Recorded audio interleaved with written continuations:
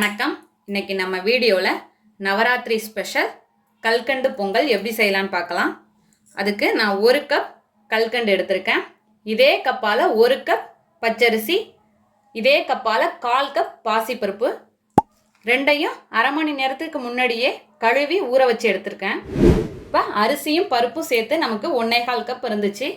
அதே 1/4 கப்பு பால் எடுத்திருக்கேன். அதே 1/4 கப்பு தண்ணி எடுத்திருக்கேன்.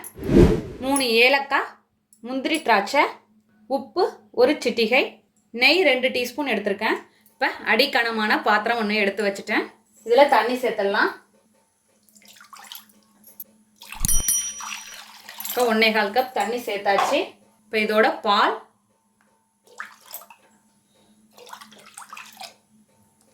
நல்லா கொதிக்கட்டும். இப்போ பால் நல்லா கொதிக்க ஆரம்பிச்சிடுச்சு. இப்போ ஊற வச்ச அரிசி பருப்பை இதில் சேர்த்துடலாம்.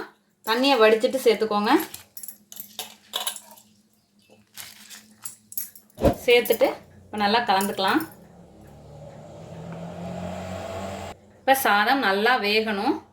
நல்லா குழஞ்சி வர வரைய வேகட்டும். பால் திரும்ப கொதிக்கிறப்ப நம்ம ஃப்ளேமை கம்மி பண்ணி வச்சிடலாம். இப்போ தான் மீடியம் ஃப்ளேம்லேயே நல்லா வெந்து வரும். இப்போ கொதிக்க ஸ்டார்ட் ஆயிடுச்சு. இப்போ கம்மி பண்ணிட்டேன்.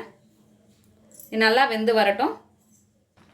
பாருங்கள், நம்மளோட பால் அரிசி எல்லாம் சேர்ந்து வந்துடுச்சு. இது நல்லா இன்னும் குழஞ்சி வரணும். அப்போ தான் பொங்கல் நல்லாயிருக்கும்.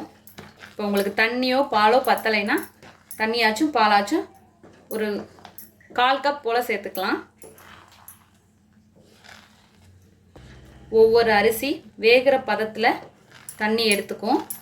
இப்போ எனக்கு இந்த தண்ணியிலே வெந்துடும். இந்த தண்ணியும் பாலுமே சரியாக இருக்கும். நல்லா இன்னும் குழஞ்சி வரட்டும். அடி பிடிக்காமல் இருக்கிறதுக்காக கிளறி விட்டுக்கிட்டே இருங்க அடிக்கடி. இப்போ நல்லா வெந்து குழஞ்சி வந்துடுச்சு. பொங்கல் பதம் வந்துடுச்சு. நம்ம ஒரு மிக்ஸி ஜார் எடுத்துப்போம். இதில் நம்மளோட கல்கண்டை சேர்த்து பவுடராக இடித்து எடுத்துகிட்டு வந்துடலாம். இப்போ பவுடராக நுணுக்கி எடுத்துகிட்டு வந்தாச்சு. இப்போ இதில் சேர்த்துடலாம்.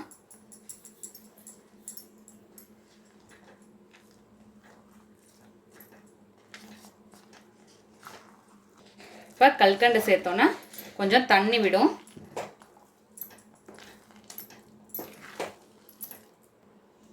இப்போ அடி பிடிக்காமல் இருக்க நல்லா கலந்து விட்டுக்கிட்டே இருக்கலாம்.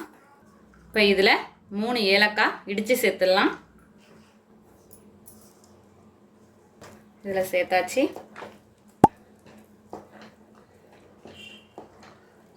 கோயிலில் கொடுக்குற பிரசாதம் மாதிரி வர்றதுக்காக பச்சை கற்பூரம் கொஞ்சம் சேர்க்குறேன்.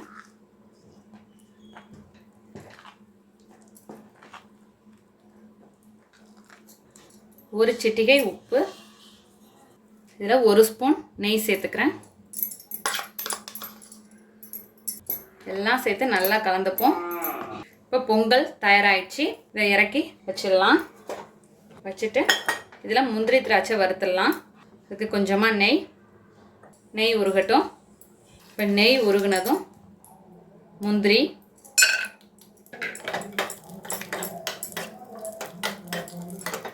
இப்போ இதோட திராட்சை,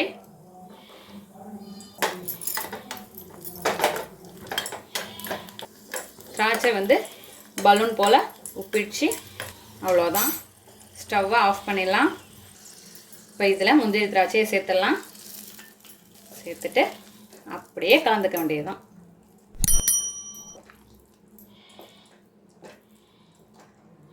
அவ்வளோதான். நம்மளோட அருமையான அற்புதமான கல்கண்டு பொங்கல் தயாராகிடுச்சு.